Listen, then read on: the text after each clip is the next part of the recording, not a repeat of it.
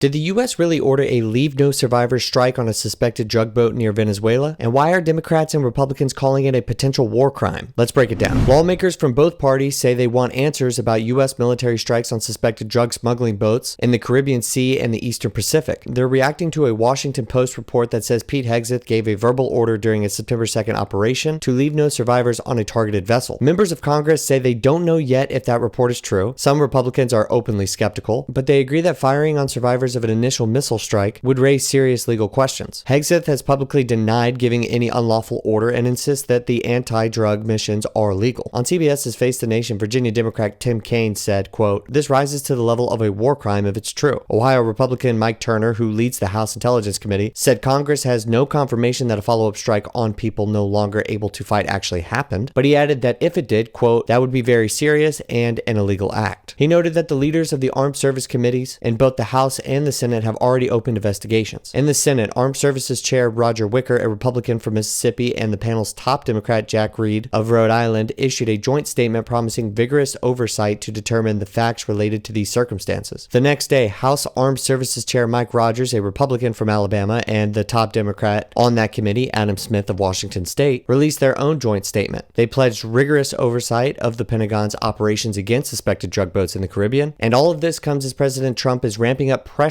on Venezuela's government, which Washington has linked to some of the boats that were hit. On Saturday, Trump declared that the airspace above and surrounding Venezuela should be treated as closed in its entirety. Today, the president said his administration will look into the reported follow-on strike, but he added, "I wouldn't have wanted that, not a second strike." Trump also defended Hegseth, saying he told him he did not make the order. And Trump said, quote, "and I believe him." Let me know what you guys think.